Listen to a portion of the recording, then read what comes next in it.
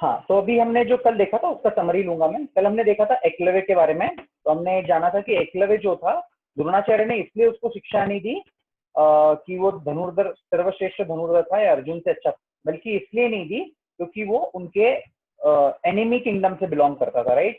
वो हस्तिनापुर के खिलाफ उस विद्या का उपयोग करता था, इसलिए नहीं दी थी। और मैंने आपको उसमें एनालॉजी भी दिया था कि अगर वहां बिन लादेन का दाऊद इब्राहिम का बेटा भारत में आए तो भारत वाले उसको शिक्षा नहीं देंगे, भले कितना अच्छा भी और कितना शूरवीर भी व्यक्ति हो, राइट।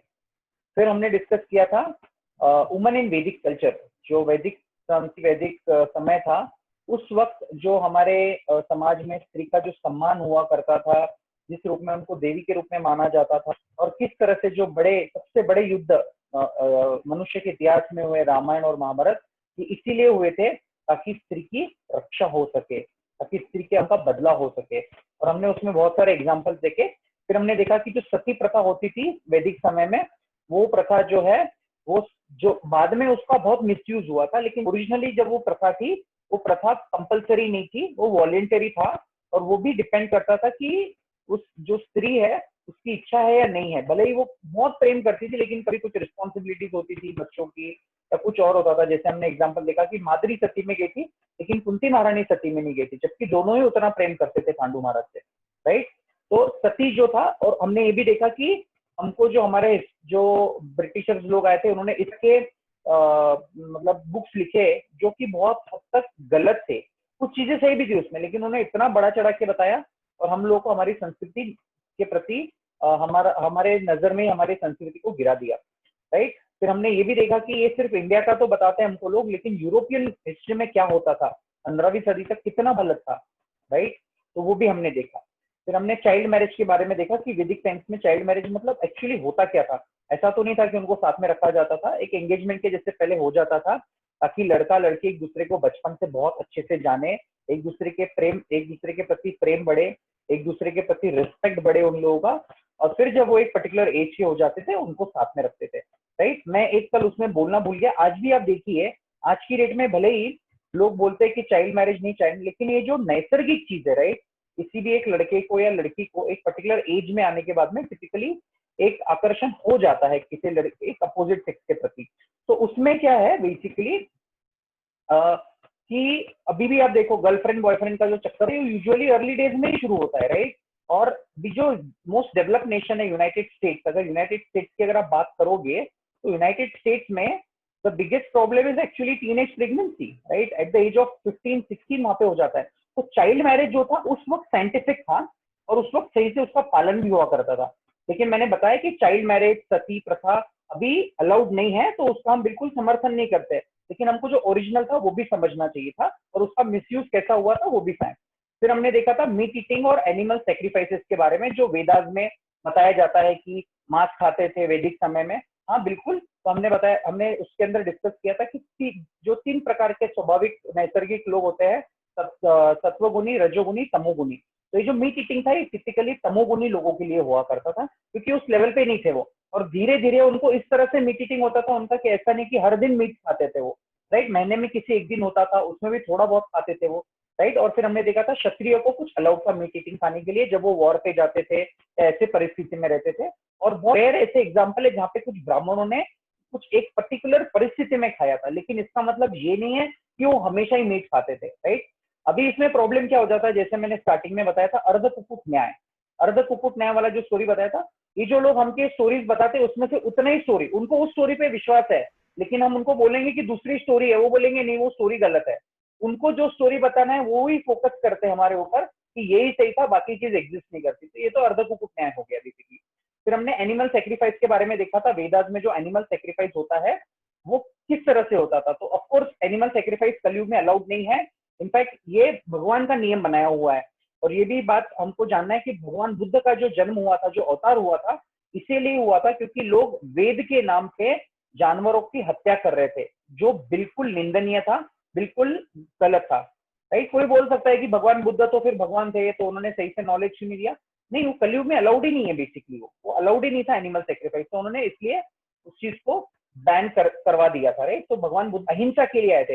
लेकिन अनफॉर्चुनेट सिचुएशन अभी ऐसा है कि जितने भी बुद्धिस्ट कंट्री है, अगर आप दुनिया में जाओगे साउथ ईस्ट एशिया में, जापान वगैरह में, अनफॉर्चुनेटली क्या है, वहाँ पे अहिंसा का पालन ही नहीं होता है, वहाँ पे इतना कत्ल होता है, राइट, जानवरों का डेली बेसिस पे कितने जानवर मारे जाते हैं।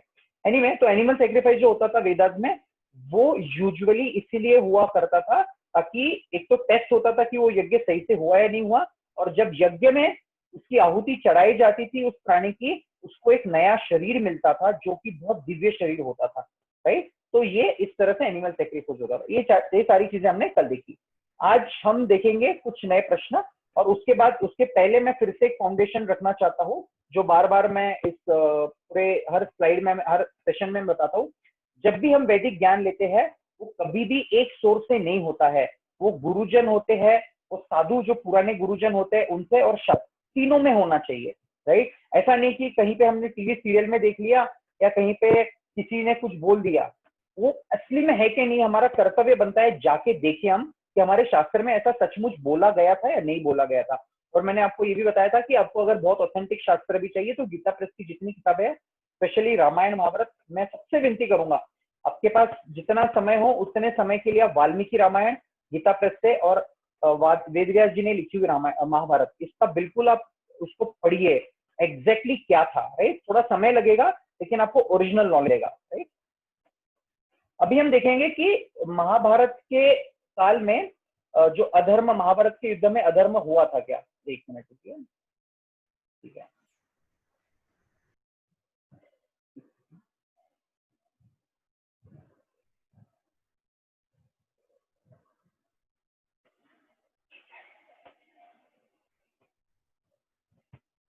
तो महाभारत के समय हम उसका डिस्कस करेंगे। उसके पहले हम डिस्कस करेंगे 3 प्रकार की नीति होती है, राइट, शास्त्र में। नीति मतलब किस तरह से हम लोग कोई डिसीजन ले। तो पहली नीति होती है, उसका नाम है बृहस्पति नीति, दूसरी है कणिक नीति, और तीसरी है शुक्र नीति, राइट। ये तीनों नीति अलग अलग टाइप के लोग अपने जीवन में अप्लाई करते हैं। बृहस्पति नीति यानी बृहस्पति कौन थे, देवों के गुरु है बृहस्पति। तो उनका जो कॉन्सेप्ट है वो क्या है, कुछ भी हो जाए जीवन में हमेशा अच्छा करके ही जीतोगे।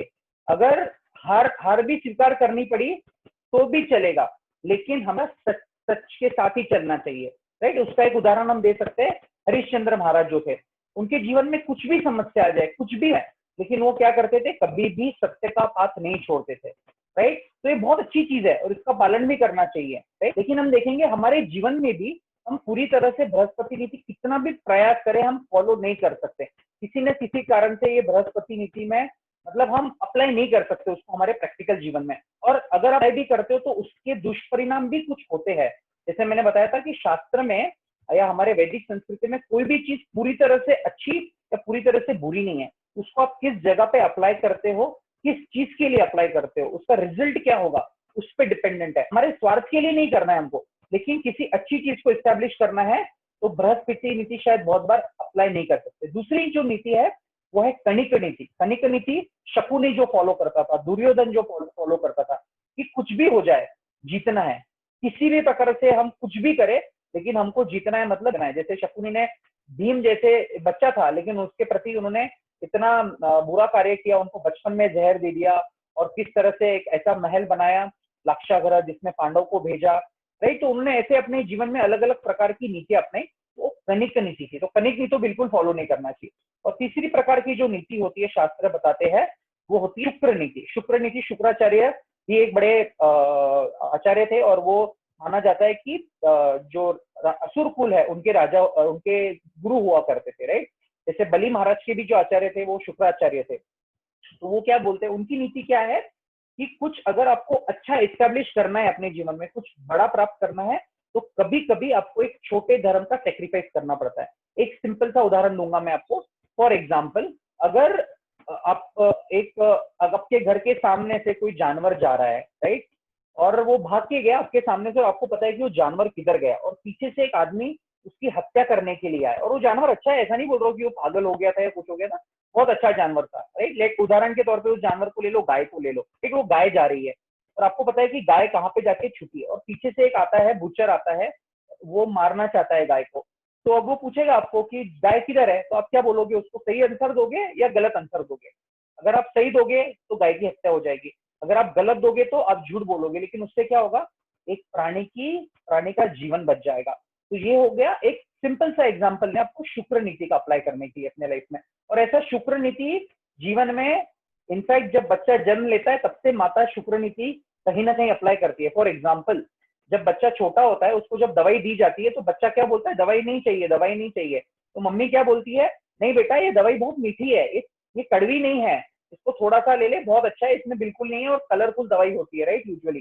तो बच्चों को क्या करते हैं, दवाई देना होता है उनको, क्योंकि वो उनके भले के लिए होती है।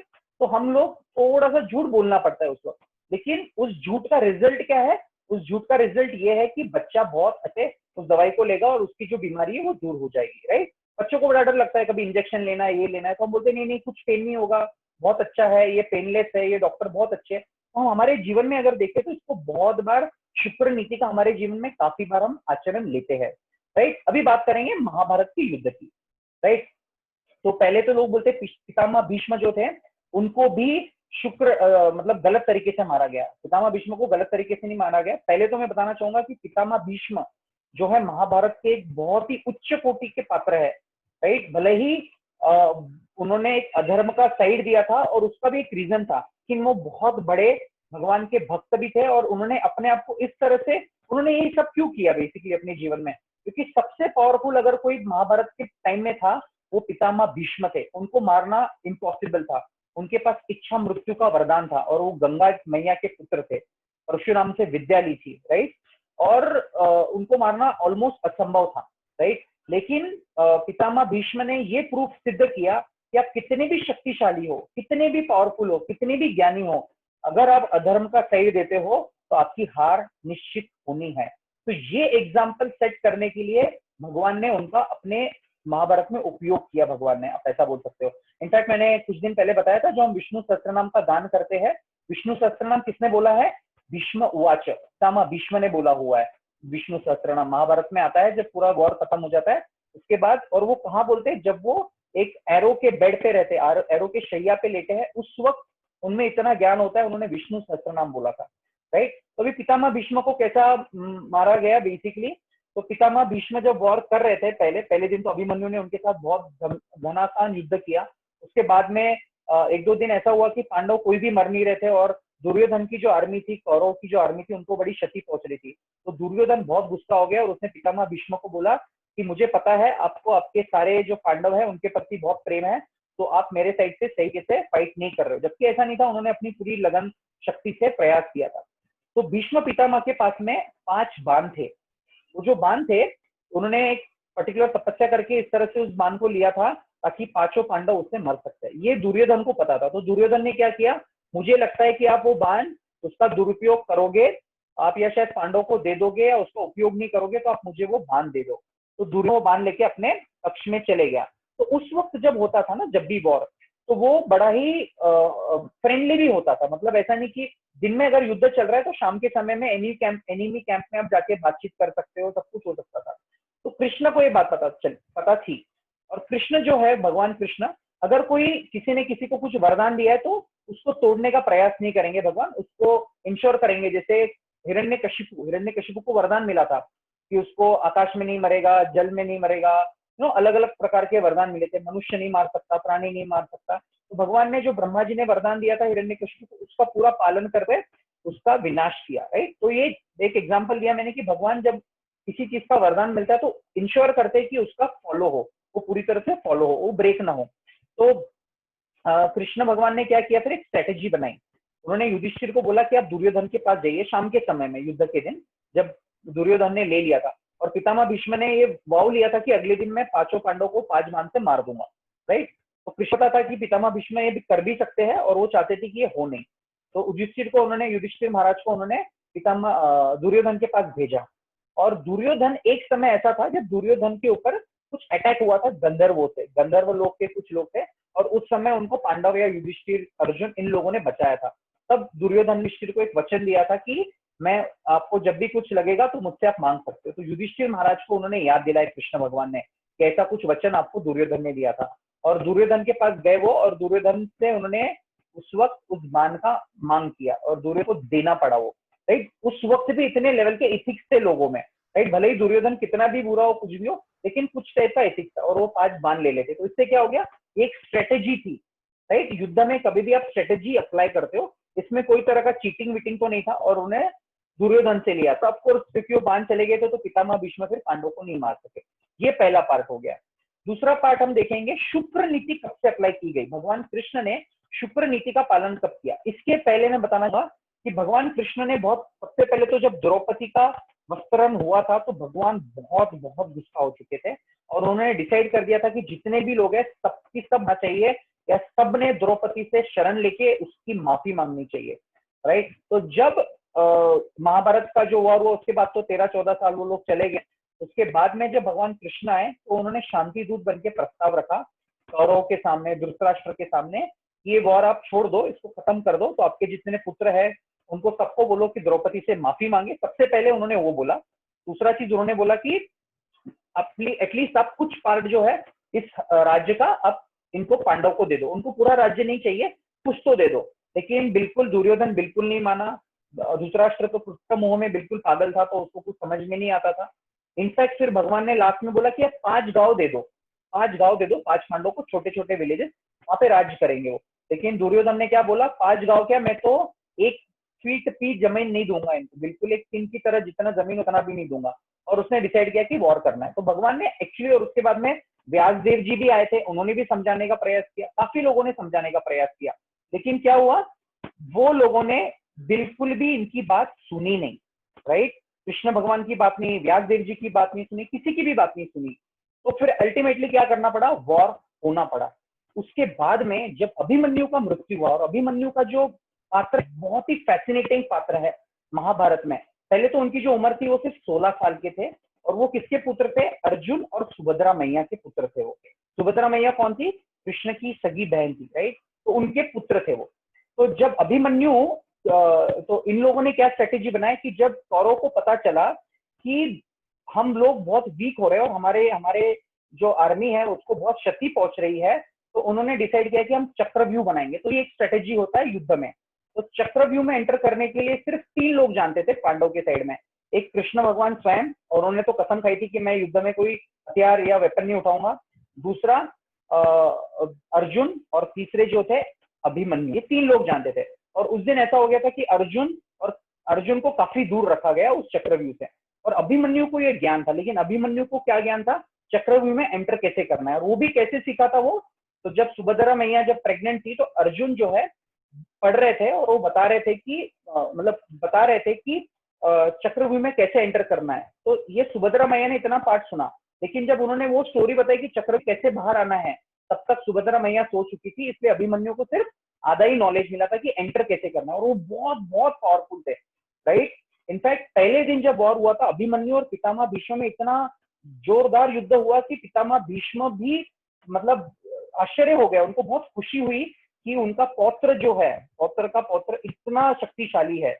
उसके बाद में जब चक्र हुआ, राइट, तो जयद्रथ नाम का जो व्यक्ति था, वो भी एक राजा था, उसने इस तरह से किया कि जो बची हुई आर्मी थी, चक्रव्यूह में किसी को अंदर आने नहीं दिया। तो चक्रव्यूह में अकेला अभिमन्यु था, और उसने इस तरह से युद्ध किया कि बड़े बड़े जो महारथी थे उनको भी डिफीट किया। इनफैक्ट वो इतना पावरफुल था कि उसने कर्ण को 4 बार डिफीट किया था, 4 बार उसने हराया था कर्ण को, राइट। दुर्योधन को हरा दिया था, एक एक करके जो आ रहा था सबको हरा रहा था, और सब बाहर जा रहे थे, राइट। लेकिन उसने कर्ण को क्यों नहीं मारा, क्योंकि उसको पता था कि उसके पिता ने, अर्जुन ने ये व्रत लिया था, ये वाव लिया था कि कर्ण की हत्या वो करेंगे, इसलिए उन्होंने कर्ण को जाने दिया।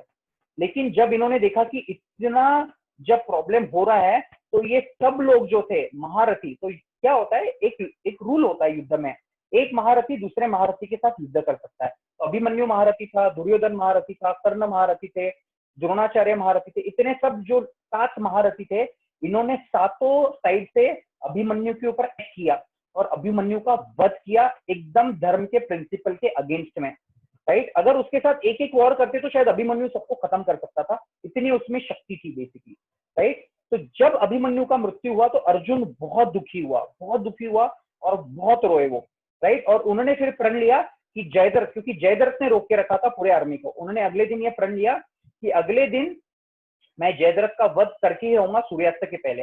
और जब सब ये कौरवों को पता चला, तो उन्होंने क्या डिसाइड किया कि जयद्रथ को हम आगे आने नहीं देंगे। और अर्जुन ने ये भी बोला था कि अगर मैं उसको मार नहीं पाया तो मैं अपने आप को आग में डाल दूंगा, राइट। ये उसका प्रण था। और मतलब उस वक्त जब लोग प्रॉमिस करते थे या प्रण लेते थे वो फॉलो भी करते थे, उसको ब्रेक नहीं करते थे, राइट। मतलब आज के जैसा नहीं था कि बोल दिया तो हो गया तो हो गया, नहीं हुआ तो नहीं हुआ, ऐसा नहीं था। They were very very truthful people, right. तो कौरव ने क्या किया, जयद्रथ को एकदम पीछे रखा, अर्जुन के सामने उसको आने ही नहीं दिया। और अर्जुन इतनी कोशिश कर रहा था, इतनी कोशिश कर रहा था कि आगे जाए, भले ही वो सबको मार मार के आगे आगे जा रहा था, लेकिन जयद्रथ बहुत पीछे था। तो तब भगवान कृष्ण ने शुक्र नीति का पालन किया। क्या किया भगवान कृष्ण ने, उन्होंने इस तरह का माहौल किया जैसे कि सूर्यास्त हो गया, राइट, सूर्य को ढक दिया। और फिर जयद्रथ और सब जो कौरव थे बड़े खुश हो गए, चलो अभी अर्जुन मर जाएगा, अर्जुन मर जाएगा तो पांडव सरेंडर कर देंगे और हम जीत जाएंगे। तो ठीक है, उस वक्त फिर जैसे ही जयद्रथ सामने आया तो भगवान कृष्ण ने जो नॉर्मल डे टाइम था वो नॉर्मल कर दिया और फिर अर्जुन ने जयद्रथ का वध किया, राइट। तो इसमें ये शुक्र नीति थी, इसमें अधर्म नहीं था। और जो लोग अधर्म में भी बोलते हैं उसको, ये उस बारे में नहीं बोलते कि अभिमन्यु की किस तरह हत्या हुई थी। अभिमन्यु को भी तो कितने अधर्म के साथ मारा गया था, उसके ऊपर तो कोई प्रश्न चिन्ह उठाता नहीं है। प्रश्न चिन्ह किस पे उठता है कि भगवान कृष्ण ने ऐसा क्यों किया, भगवान कृष्ण ने वैसा क्यों किया। लेकिन इन लोगों ने कुछ गलत किया ना। और ये भी एक बहुत इंपॉर्टेंट प्रिंसिपल है, मैं आपको रियल लाइफ में अभी प्रैक्टिकल जो हमारा रिसेंट हिस्ट्री है उसमें भी बताऊंगा कि अगर आप सिर्फ बृहस्पति नीति का पालन करते हो तो किस तरह से हमारे साथ अत्याचार हो सकता है। तो भगवान हमको ये सिखाना चाहते हैं, जब कोई अधर्म बहुत बहुत पावरफुल हो जाता है, बहुत शक्तिशाली हो जाता है, तब शुक्र नीति का पालन करना जरूरी हो जाता है। क्योंकि अगर आप नहीं करोगे उससे अधर्म बढ़ेगा और धर्म की रक्षा करना सबसे बड़ा दायित्व बनता है, राइट। इसके अलावा और भी देखते हैं हम कि द्रोणाचार्य को कैसे मारा गया था, राइट। द्रोणाचार्य का भी स्टोरी आता है कि द्रोणाचार्य को युधिष्ठिर महाराज ने झूठ बोला और वो झूठ बोलना नहीं चाहते थे, उनकी इच्छा नहीं थी। या कर्ण को भी जो है अर्जुन ऐसे गलत तरीके से मारना नहीं चाहते, उन्होंने बोला था नहीं मैं नहीं मारूंगा कर्ण को। तो बेसिकली कर्ण और अर्जुन के बीच में जो युद्ध हुआ था उसमें एंड में ऐसा हो गया था कि कर्ण का रथ नीचे दब गया था और उसके पास कोई भी प्रकार हथियार नहीं, वेपन्स नहीं थे किसी भी तरह के, ना धनुष्य ना तलवार, कुछ भी नहीं। और जब उसके ऊपर वॉर हुआ तो कर्ण ने भगवान को बोला ये क्या, और तब भगवान ने अर्जुन को बोला कि अभी इसके ऊपर वॉर करो। तो जो लॉ है एक्चुअली होता है कि अगर कोई सामने वाला आपका एनिमी है उसके ऊपर अगर उसके पास में कोई हथियार नहीं है तो आप उसके ऊपर वॉर नहीं कर सकते। लेकिन भगवान कृष्ण ने क्या बोला, आप वॉर करो। तो तब कर्ण ने बोला आप क्यों ऐसे अधर्म की बात करते हो। तो कृष्ण भगवान और कर्ण में जो संवाद होता है वो पूरी तरह से महाभारत में एक पूरा एक पेज का डिस्क्रिप्शन है। और भगवान कर्ण को याद दिलाते हैं तुम धर्म की बात कर रहे हो, कहाँ था तुम्हारा धर्म जब द्रौपदी का वस्त्रहरण हुआ था, कहाँ था तुम्हारा धर्म जब तुमने अभिमन्यु को इस तरह से मारा था। ऐसे कर करके बहुत सारी चीज कर्ण को बताते हैं कि तुमने कितनी गलतियां की अपने जीवन में, और फिर कर्ण को अर्जुन मारता है, राइट। उसी तरह से द्रोणाचार्य को युधिष्ठिर महाराज तो कभी भी अपने जीवन में एक झूठ भी नहीं बोल सकते थे, बिल्कुल भी नहीं बोल सकते थे। मतलब उनका ये प्रिंसिपल था कि अगर उनमें क्रोध आ जाए तो जब अगर नॉर्मल फाइटिंग है तो अगर उनमें क्रोध आ जाए तो शायद वो युद्ध भी नहीं करेंगे, इस तरह का उनका व्यक्तित्व था, राइट। तो उन्होंने द्रोणाचार्य को बोला कि अश्वत्थामा मर गया, राइट। ये कृष्ण ने उनको बोलने बोला, युधिष्ठिर नहीं बोलना चाहते, अर्जुन ऐसे नहीं मारना चाहते थे, लेकिन ये कृष्ण भगवान ने शुक्र नीति का पालन किया और इसके वजह से द्रोणाचार्य मर गए, राइट। तो अभी अभी द्रोणाचार्य भी उसमें इन्वॉल्व थे अभिमन्यु के मारने में, वो भी रिस्पॉन्सिबल थे कि अभिमन्यु को उन्होंने इस तरह से मारा था, राइट। और इसके अलावा जो दुर्योधन का जो वध होता है, राइट, दुर्योधन का वध एकदम एंड में होता है जब हम देखते हैं कि दुर्योधन और भीम के बीच में जब युद्ध होता है, गदा युद्ध होता है, उस वक्त जो रूल होता है गदा में ये होता है कि पैर के नीचे या कमर के नीचे नहीं मारा जाता है, ये रूल है उसका, राइट। उसके पीछे का क्या स्टोरी है, तो जब दुर्योधन अकेला बच चुका था तो गांधारी देवी जो है, माता गांधारी, वो बड़ी ही पतिव्रता थी, उन्होंने अपने सर पे पट्टी बांध रखी थी। और जब उनको पता चला कि इस तरह से उनके सारे पुत्रों का विनाश हो चुका है तो उन्होंने एक चीज डिसाइड किया कि मैं जितनी शक्ति है, मेरी जितनी पतिव्रता की शक्ति थी, मैं वो सारी शक्ति दुर्योधन में देना चाहती हूँ पूरी तरह से। तो उन्होंने दुर्योधन को बोला था कि बेटा आप सुबह सुबह अगले दिन सुबह आना मेरे पास में और कोई भी वस्त्र पहन के मत आना, मैं अपनी शक्ति सारी आपको प्रदान कर दूंगी तो आपको कोई भी नहीं मार सकता है। तो जब दुर्योधन जा रहा था ऐसे सुबह सुबह तो भगवान कृष्ण उनको बोले अरे आप ऐसे जा रहे हो बिल्कुल नग्न अवस्था में, आपको शर्म नहीं आती, आप तो युवराज हो, ऐसा वैसा, तो कुछ तो कवर कर लो। तो उन्होंने कुछ तो पार्ट कवर किया था अपने बॉडी का।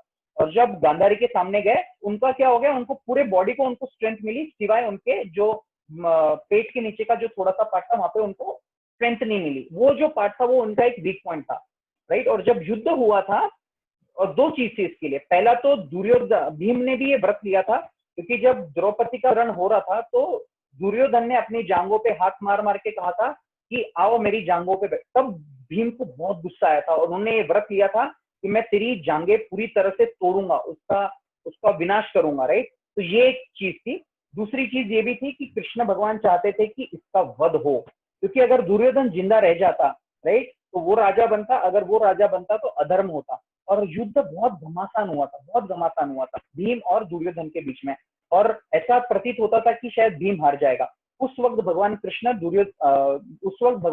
भीम को बताते हैं कि आप जंगों पे वॉर कीजिए उनके, और तब भीम वहां पे करते। तो इस तरह से शुक्र नीति का पालन किया था भगवान कृष्ण ने, एक अधर्म को इस्टेब्लिश, अधर्म का नाश करने के लिए, राइट। तो मैंने जैसे बताया, और ये बहुत पावरफुल वॉरियर्स थे, ऐसा नहीं कि पावरफुल नहीं थे। और एक बात ये भी बताना चाहूंगा मैं, इसके पहले जब कुरुक्षेत्र का वॉर होता है उसके पहले विराट का एक युद्ध होता है, विराट किंगडम में जब कौरव अटैक करते हैं तो अर्जुन अकेले सभी लोगों को हरा चुका होता है अपने आप। तो अर्जुन में भी वो शक्ति थी, लेकिन महाभारत के वॉर में भगवान ने शुक्र नीति का जरूर पालन किया था, राइट। जैसे मैंने बताया कि एक राष्ट्र हित में जरूरी था दुर्योधन राजा ना बने और उसको हराया जाए। अभी हम इसका मॉडर्न डे में, हमारे प्रेजेंट डे में कंटेक्ट देखेंगे तो स्टोरी हो गई, लेकिन हम देखेंगे कि जिसने भी सिर्फ बृहस्पति नीति का पालन किया, हमारे अच्छे अच्छे राजाओं ने, उसका परिणाम क्या हुआ है, राइट। तो पहला देखेंगे हम लोग पृथ्वीराज चौहान। पृथ्वीराज चौहान ने, राइट, जब उनके ऊपर इतनी बार अटैक हुए थे और जब उनके जो एनिमी थे जब वो निहत्ते आते थे उनके सामने, तो उन्होंने कभी उनके ऊपर वॉर नहीं किया। लेकिन इतनी बार हराने के बाद में भी क्या हुआ, एंड में उनके साथ बदसलूकी की गई, उनको अधर्म के तरीके से मारा गया। दूसरा हम देखते हैं कि राजस्थान में जब युद्ध हुआ करता था मुगल और राजपूत लोगों में, तो राजपूत बहुत बार मुगल के आगे जीत जाते थे, लेकिन मुगल लोग क्या करते थे, उनको पता था कि ये जो राजपूत लोग हैं ये गाय का बड़ा सम्मान करते हैं, तो क्या करते थे, युद्ध के बीच में गायों को छोड़ देते थे। क्योंकि गायों को अगर छोड़ देते, अगर राजपूत राजा मारेंगे तो गाय मर जाएगी, और गाय मर जाएगी तो अधर्म हो जाएगा। तो वो उस वक्त बृहस्पति नीति का पालन करते थे। और लेकिन क्या होता था, मुगल लोग जब रुक जाते थे राजपूत लोग, तो वो फिर उसके ऊपर अटैक करते थे, गाय भी मर जाती और जो राजपूत लोग हैं वो भी हर जाते थे। अभी इससे क्या हुआ प्रॉब्लम, इससे तो संस्कृति का भी विनाश हो गया, राइट। अगर उस वक्त वो शुक्र नीति का पालन करते, वो जितनी भी गाय थी, वैसे तो वो मुगल लोगों ने मारी थी, अगर वो मार देते थोड़ा अधर्म जरूर होता, लेकिन उससे क्या होता, उनका जो पूरा राज्य है, उनकी जो संस्कृति है, उसका विनाश नहीं होता, राइट। तो कभी कभी आप सिर्फ बृहस्पति नीति के लेवल पे जाओगे तो आप अधर्म विजयी हो सकता है, राइट। फिर गांधीगिरी जी की बात करेंगे, महात्मा गांधी, जिनके लिए हम सभी को बहुत रिस्पेक्ट है। लेकिन एक चीज हमको ये याद रखना है, ये हिस्ट्री है, ये फैक्ट है, सिर्फ गांधी जी की वजह से हमको इंडिपेंडेंस नहीं मिला था, राइट। जब सेकेंड वर्ल्ड वॉर हुआ था तो सुभाष चंद्र बोस ने जब साइड दिया था, ब्रिटिशर बड़े वीक हो गए थे। इसके अलावा वीर सावरकर, भगत सिंह, चंद्रशेखर आजाद, इतने अगिनित जो रिवॉल्यूशनरी थे, जो क्रांतिकारी लोग थे, उनका भी बहुत बड़ा योगदान था, राइट। अगर सिर्फ गांधी जी के पत्ते तो कितने लोग मारे गए, राइट। जालियनवाला बाग में कितने लोग मारे गए, क्या किया, क्या हम लोग इसी तरह से इनजस्टिस सहन करते रहे।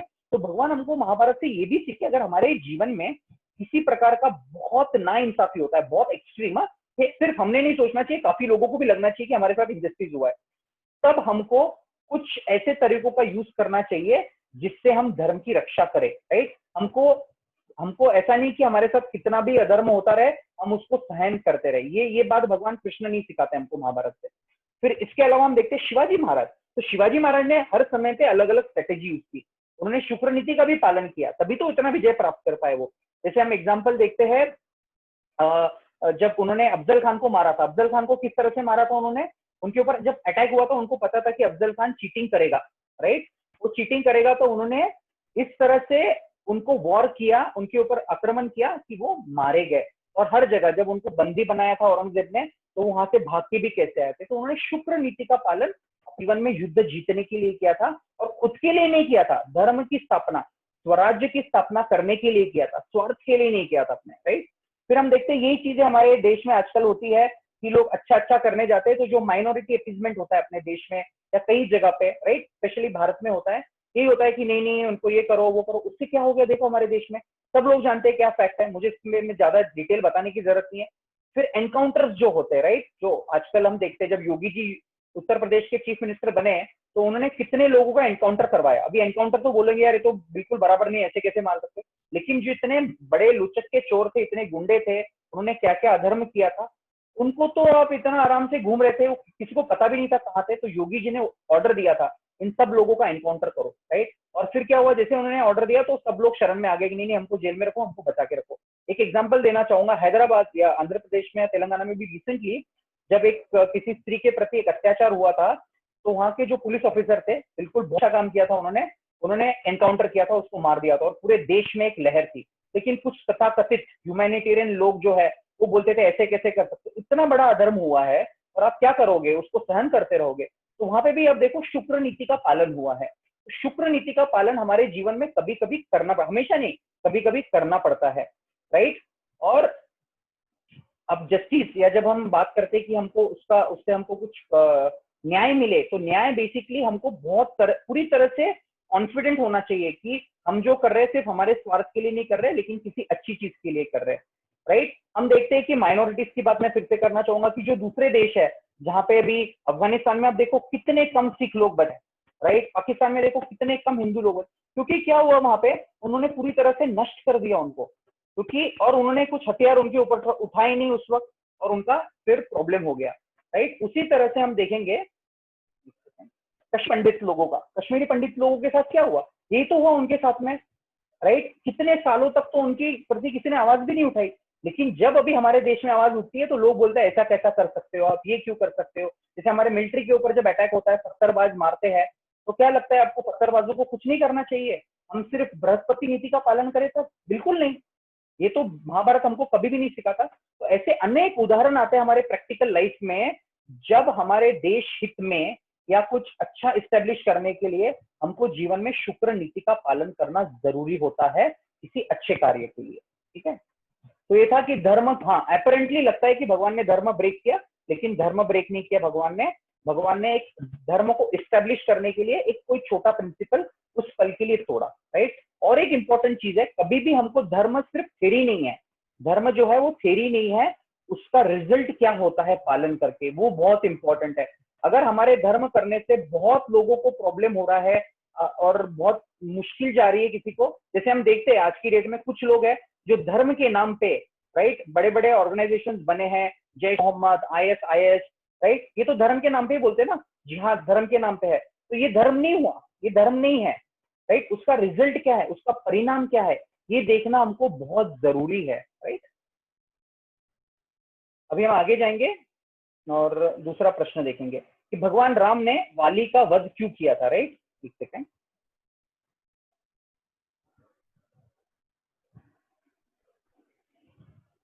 ठीक है।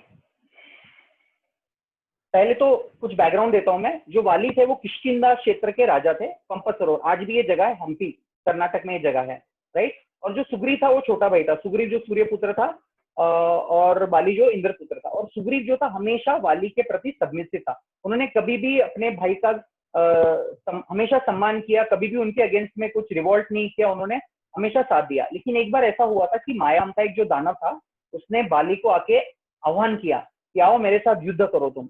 और फिर वो जो युद्ध था वो करीब करीब 1 महीने तक चला, और वो युद्ध वहां पे एक गुफा के अंदर जाके हो गया था, और 1 महीने तक युद्ध चल रहा था। और वाली ने क्या बोला था सुग्रीव को कि आप इस गुफा के बाहर खड़े रहो और ध्यान रखो, अगर कुछ प्रॉब्लम होता है तो फिर मैं आपको, आपकी हेल्प वगैरह लगेंगी तो हम मदद लेंगे, बेसिकली इस तरह का था।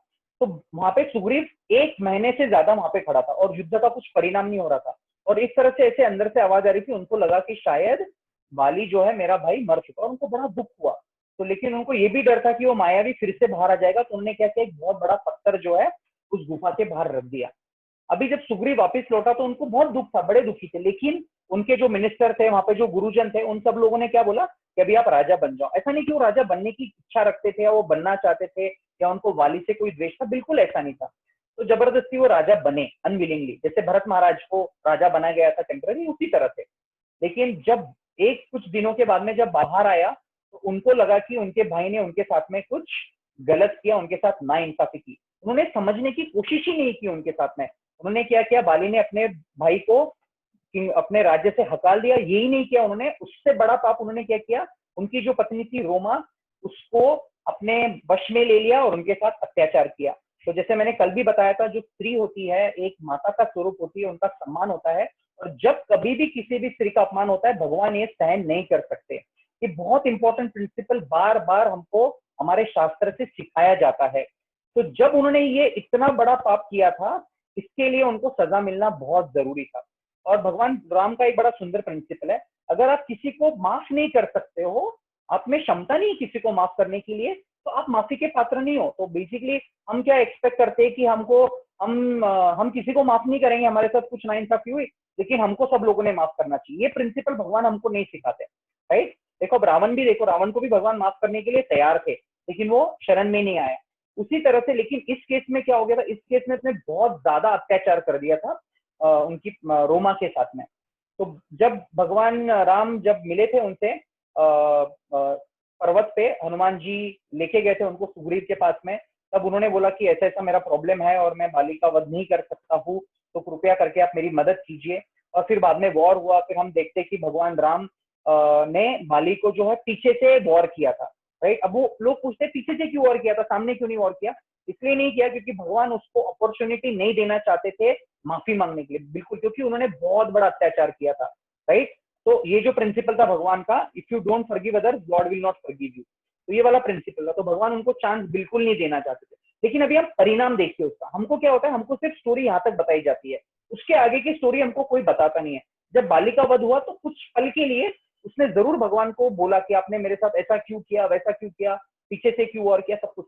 लेकिन जब उनको रियलाइज होता है कि उनकी मिस्टेक है, वो भगवान से माफी मांगते हैं, भगवान को बोलते हैं कि नहीं भगवान मुझसे गलती हो गई, आपने जो मेरे साथ किया अच्छा किया और अभी मैं मरना चाहता हूँ, ये बाली खुद भगवान को बोलते हैं। इसके अलावा हम और एक चीज देखते हैं, बाली जो है अपने पत्नी तारा देवी को और अपने पुत्र अंगद को ये बोलते हैं कि आप प्लीज द्वेष मत कीजिए, इन्होंने जो किया वो सच किया। मतलब जो मर गया उसको तो कभी फील नहीं हुआ कि मेरे साथ कुछ प्रॉब्लम हुआ है, या उसकी जो पत्नी थी या उसके पुत्र थे। नहीं तो उस जमाने में, क्या आज के जमाने में भी अगर किसी के परिवार में किसी का कोई हत्या कर देता है तो जन्म जन्म के बिल्कुल घनिष्ठ, बिल्कुल एकदम द्वेषी दुश्मन बन जाते, जानी दुश्मन बन जाते, राइट। तो अंग तो भगवान का इतना साथ दिया, अंगद तो बाली का ही पुत्र था। और हम देखते हैं बाद में सुग्रीव जो है, सुग्रीव अपने पुत्र को नहीं बनाता है राजा, अंगद को ही बनाता है बाद में किष्किंधा का राजा। तो ये जो स्टोरी है पूरे रूप में अगर हम देखेंगे समझेंगे तो हमको समझ में आएगा कि भगवान ने ऐसा कुछ गलत नहीं किया था उसके अंदर, और बाली ने भी एक्सेप्ट की अपनी गलती, तारा देवी ने भी एक्सेप्ट की और अंगद ने भी। तो जब उनके परिवार को कोई प्रॉब्लम नहीं था, तो हमारे जो तथाकथित बौद्धिक विचारधारा वाले ये जो लोग वामपंथी लोग हैं, हमको बार बार ये बताते भगवान ने गलत किया था, भगवान ने गलत किया था, ये इसका पूरी तरह से हमको उसका स्टोरी बताते ही नहीं है, राइट। उसी तरह हम आगे देखेंगे माता सीता। माता सीता के बारे में काफी लोगों को बड़ी दिक्कत होती है कि माता सीता को भगवान ने ऐसे कैसे भेज दिया था वाल्मीकि मुनि आश्रम में। तो यूजुअली स्टोरी क्या आती है, स्टोरी यही हमको बताई जाती है कि एक धोबी था, जब सीता माता जब आ गई थी वापिस लंका से, अब कुछ उन्होंने अग्नि परीक्षा दिया था, राइट। और बाद में जब वो आती है तो एक धोबी का बात होता है, ऐसी चर्चा की गांव में कि भगवान ने ऐसा एक्सेप्ट किया, और एक धोबी के बोलने की वजह से भगवान श्री राम ने माता सीता को वनवास भेज दिया। ये स्टोरी बिल्कुल गलत है, ऐसा वाल्मीकि रामायण में बिल्कुल भी नहीं आता है, राइट। ओरिजिनल स्टोरी क्या थी, ओरिजिनल स्टोरी ये थी कि पूरे गांव में इसकी चर्चा हो रही थी। लेकिन आप बोलोगे भगवान ने तो ऐसा नहीं करना चाहिए था, तो अभी हम इसका डिटेल में विश्लेषण देखेंगे। पहले भगवान राम कितने सालों तक जिए? 11,000 सालों तक जिए थे भगवान। अभी कोई बोलेगा 11,000 साल कुछ भी बात करते हो, उस वक्त ऐसा था पॉसिबल, क्योंकि उस वक्त आयु भी उतनी लंबी होती थी। कलयुग में मैक्सिमम 100 साल कोई जीता है। हम देखते कि हमारे जो पूर्वज थे काफी सालों तक जीते थे, उसके पहले लोग काफी सालों तक जीते थे। अभी शिवाजी महाराज देख लो, यहाँ पे महाराणा प्रताप, इनके पास जो शक्ति थी, इनके पास जो पावर था, जैसे महाराणा प्रताप के बारे में एक वर्णन आता है कि वो जब युद्ध में जाते थे, उनका जो ड्रेस होता था वो कितने तो किलो का ड्रेस था, करीब 70-80 किलो का था। उनका जो भाला था वो 25 किलो का था। उनके पास तलवारें थी, तो इतना सब कुछ पहन के वो युद्ध करते थे। तो इतने शक्तिशाली लोग, अभी अभी की बात है, तो कलयुग की बात बता रहा हूँ मैं, उस वक्त तो कितना पावर था लोगों के पास में। ये जो बात है, इस त्रेता युग की बात हो रही है, तब लोग इतने सालों तक जीते भी थे।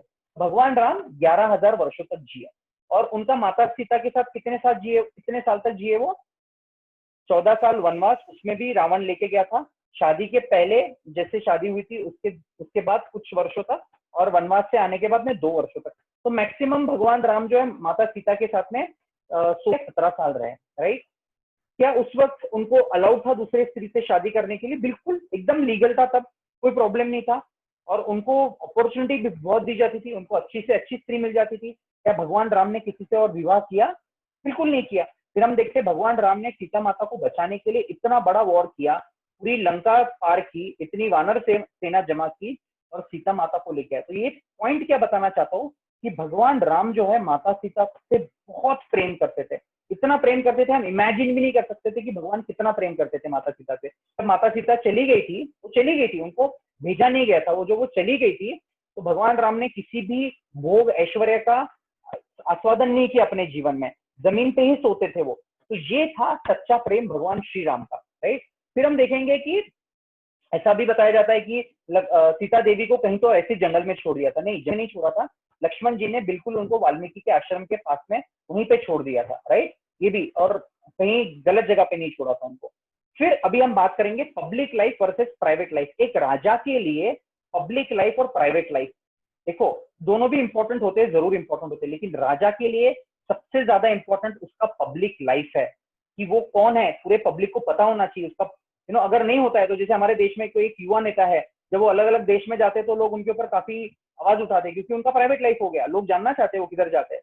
उसी तरह से कोई भी राजा होता है, उसका पब्लिक लाइफ जानना बहुत जरूरी है और वो मैटर करता है। इसलिए जब भी इलेक्शन में भी हम देखते हैं हमारे देश में या कहीं पे भी, हर एक नेता को अपना डिटेल विवरण देना होता है कि उसके जीवन में उसके ऊपर कितने केस हुए थे, उसके पास कितने पैसे है, कितनी संपत्ति है, मूवेबल एसेट, इमूवेबल एसेट, इतना सब कुछ पब्लिक करना जरूरी होता है। तो जब राजा के लिए, जब प्रभु श्री राम के लिए इस तरह से सीन हो गया था कि पूरे अयोध्या में इसकी चर्चा हो रही थी, तो प्रभु राम को बड़ा दुख हुआ और वो राज्य का भी त्याग करने को तैयार थे, लेकिन सीता माता को छोड़ने तैयार नहीं थे। उसके बाद जब सीता माता को पता चला कि प्रभु श्री राम जो है बड़े दुखी है, उन्होंने ही ये फिर सोचा कि मैं पता करती हूँ कि क्या कारण है, और उन्होंने कभी भी सीता माता को ये बताया नहीं।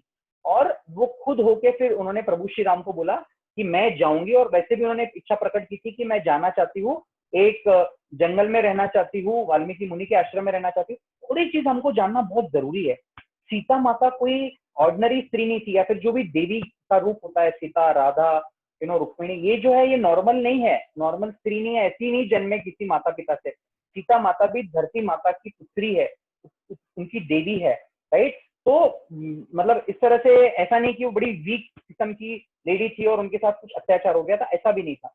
तो जैसे मैं बता रहा था कि प्रभु श्री राम जी के लिए बहुत इंपॉर्टेंट था कि पब्लिक लाइफ अपना जो है, अगर वो राजा बन के रहते थे तो एक उदाहरण, आदर्श उदाहरण उनको सेट करना था। जैसे हम देखते हैं कि कुछ साल पहले यूएस के एक प्रेसिडेंट थे, राइट, बिल क्लिंटन जी, जिनके साथ में उन्होंने कुछ गड़बड़ की थी अपने जीवन में, उनको कितनी बुरी तरह से माफी मांगना पड़ा था, और उनका जो पब्लिक लाइफ था कितना डिस्टर्ब हो चुका था, राइट।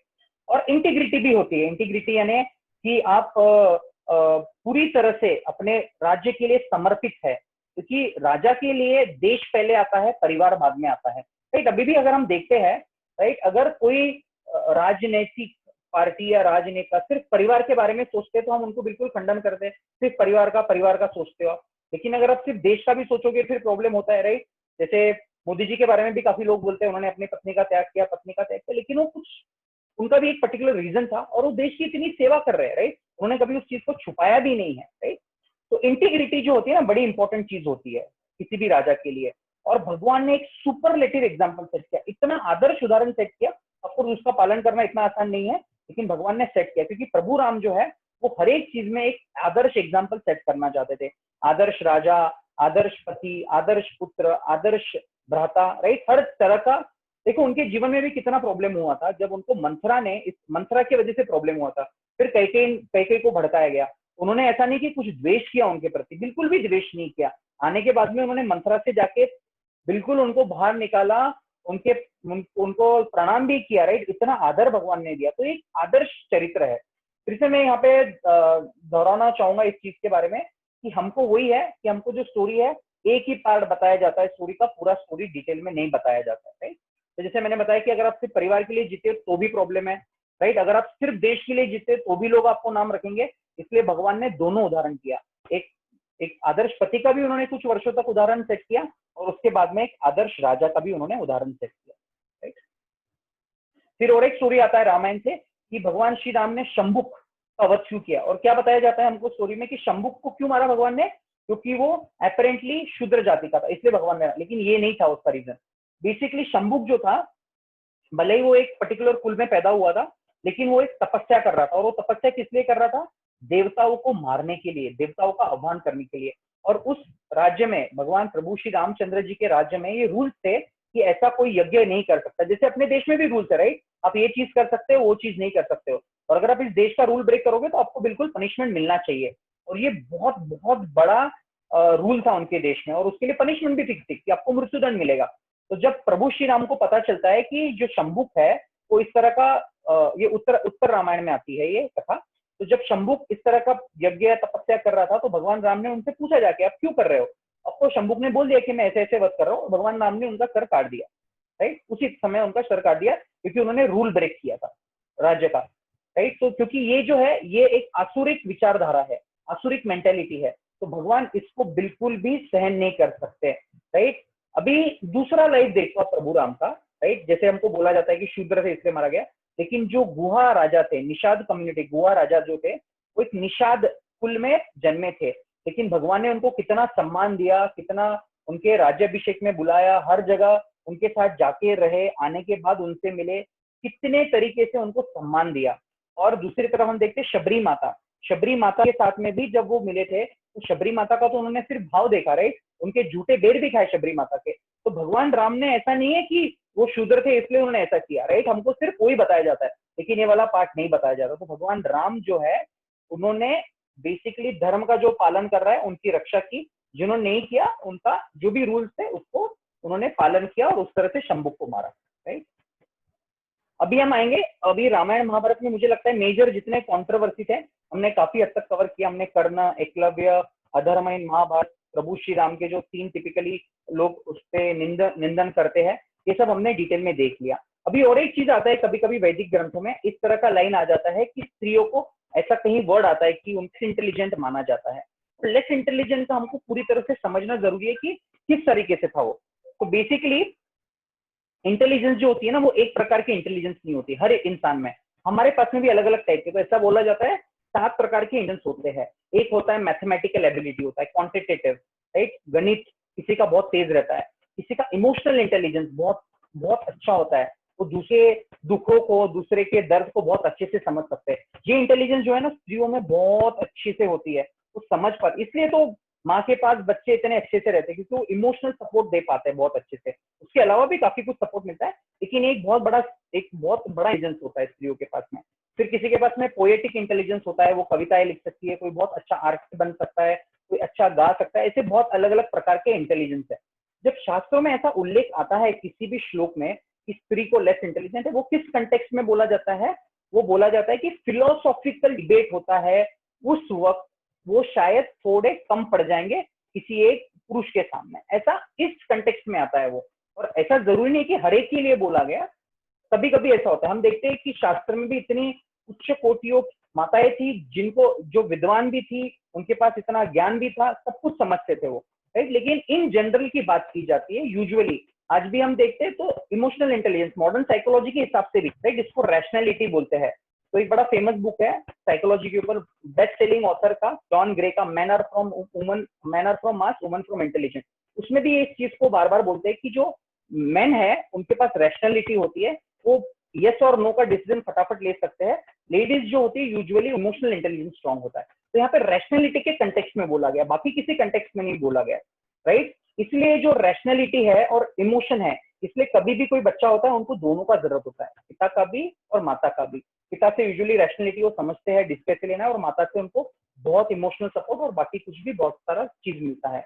और हम देखते हैं कि कल भी हमने बताया था, फिर से मैं इसको दोहराना चाहूंगा कि जो माताएं होती है उनके पास बहुत इंपॉर्टेंट रोल होता है स्त्रियों के पास में। वो राजा बना सकते हैं, वो बड़े बड़े संत भी बना सकते हैं, वो जन्म दे सकते हैं ऐसे लोगों के। ये उनके स्पेशल जो कोई भी नहीं कर सकता है दुनिया में, राइट, ये माता ही कर सकती है। और आज की डे में हमको इस चीज का, आज के डे में तो अप्लीकेबल नहीं है कि आप ऐसा नहीं बोल सकते हो कि आज के डे में लेडीज के बाद में रैशनैलिटी नहीं, इनफैक्ट बहुत अच्छी रैशनैलिटी है, बहुत उच्च उच्च पद पे हम देखते हैं कि स्त्रियां जा चुकी है। और ये हर एक के लिए अप्लीकेबल नहीं है, राइट।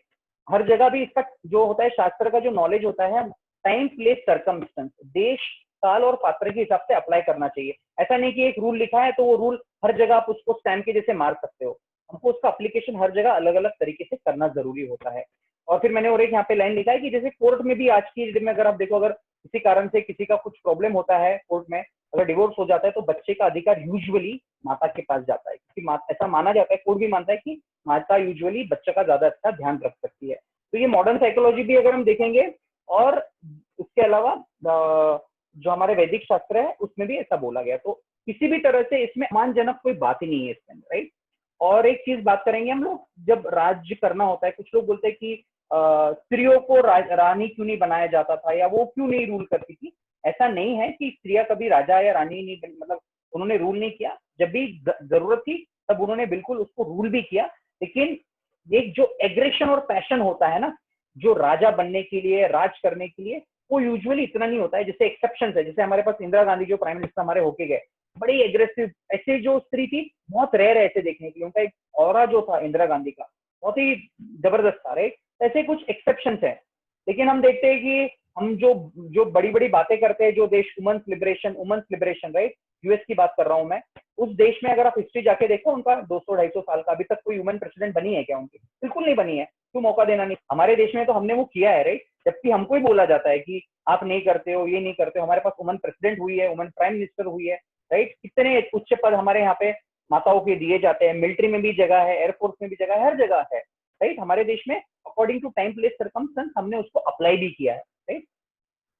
ठीक है, तो ये बात होगी about ladies whether they are less intelligent or. अभी हम कुछ प्रैक्टिकल एप्लीकेशन देखेंगे। ये जो मैंने इंटेलिजेंस बोला है ना, इसका एक प्रैक्टिकल एप्लीकेशन भी हमारे घर पे हमको बहुत जरूरी है ये जानना, क्योंकि हर एक बच्चा जो होता है, हर एक बच्चा एक स्पेशल गिफ्ट होता है भगवान का, राइट।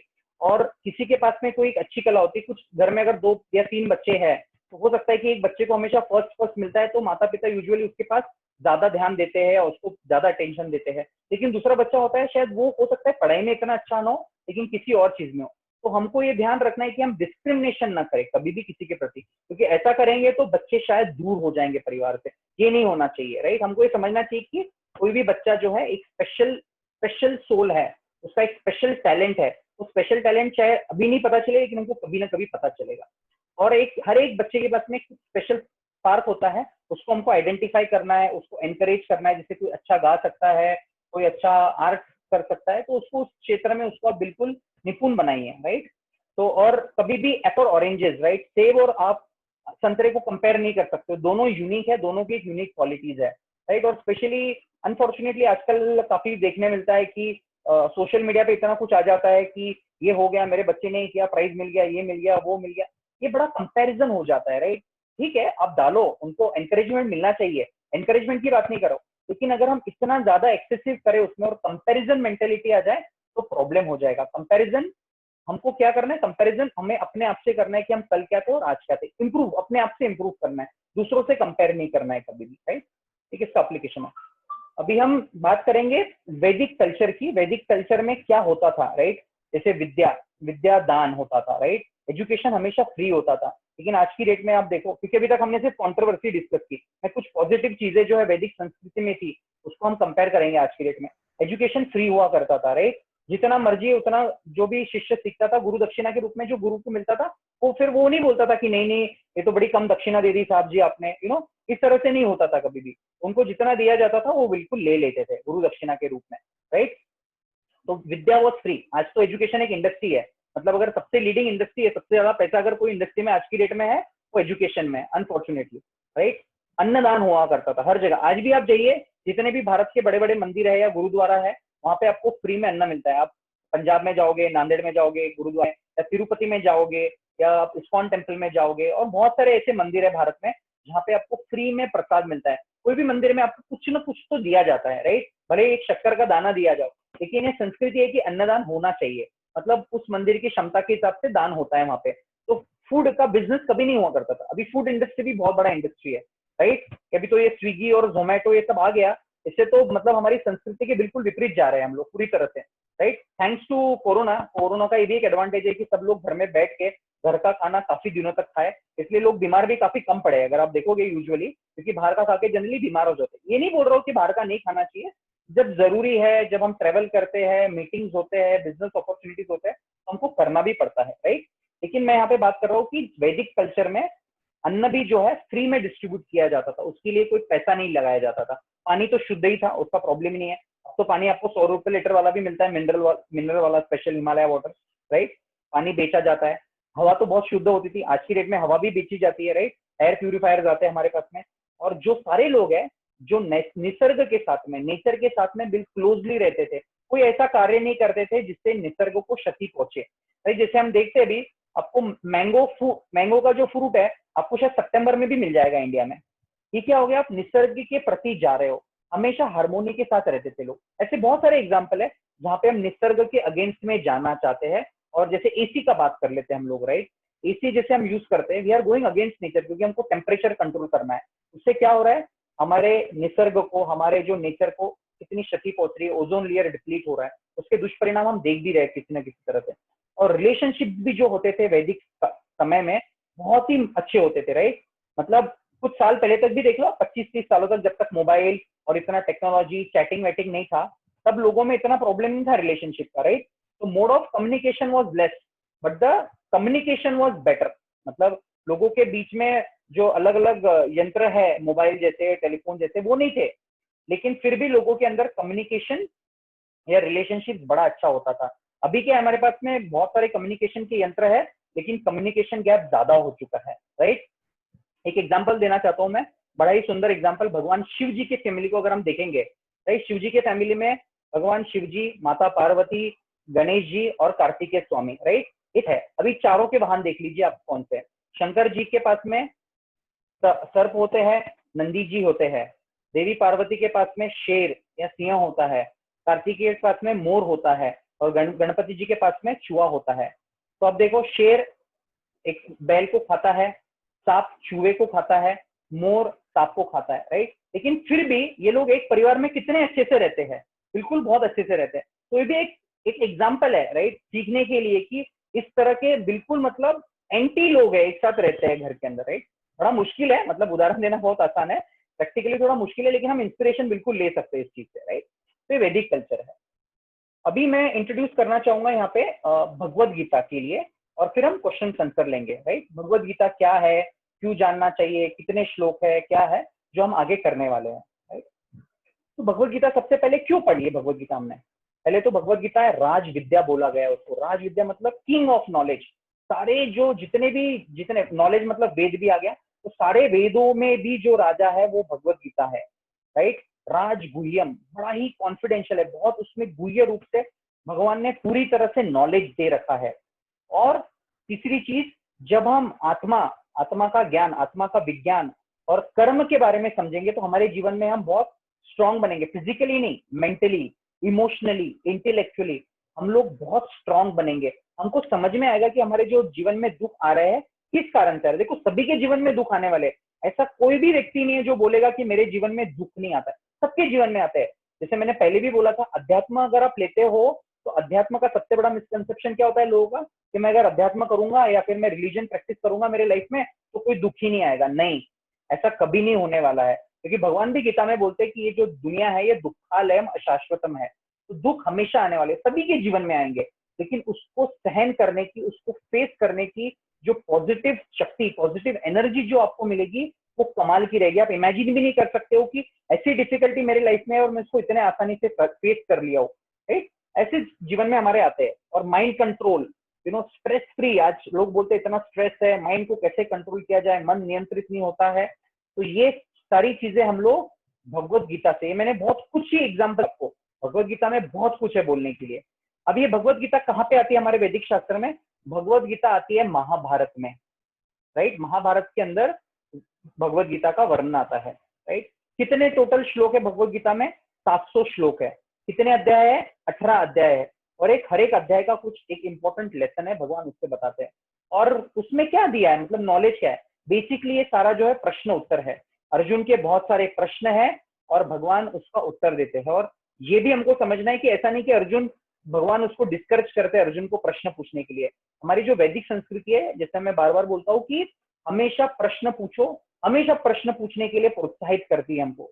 तो अर्जुन बार बार अलग अलग तरह के क्वेश्चन पूछते हैं और भगवान उसको अलग अलग टाइप के आंसर देते हैं। और एंड तक 18वें अध्याय तक अर्जुन को कुछ प्रश्न होते हैं और भगवान बहुत अच्छे से उसका उत्तर देते हैं अर्जुन को, राइट। और जब अर्जुन बोलता है कि मुझे सब समझ में आ गया, और एंड में बोलता है करिष्ये वचनम तव, आप जैसे बोलोगे मैं वैसे करूंगा भगवान, राइट।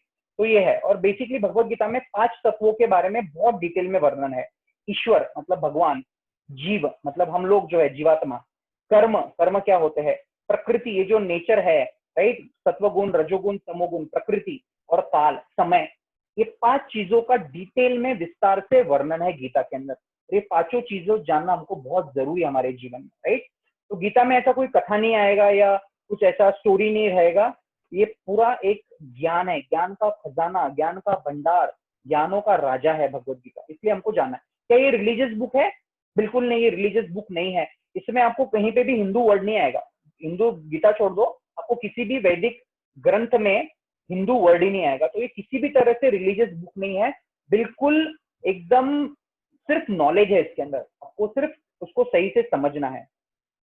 बहुत लोग बोलते हैं कि गीता जो है वायलेंस को प्रमोट करती है। जैसे हमारे देश में बड़े ही महान नेता हुआ करते थे और हमेशा भगवत गीता अपने साथ में लिए करते थे। एक बार उनसे प्रश्न पूछा गया कि आप तो गीता लेके जाते हो और आप अहिंसा हिंसा की बात करते हो, लेकिन गीता के वजह से तो देखो कितना युद्ध करवाया, ऐसे भगवान, आप ऐसे भगवान को पूछते हो।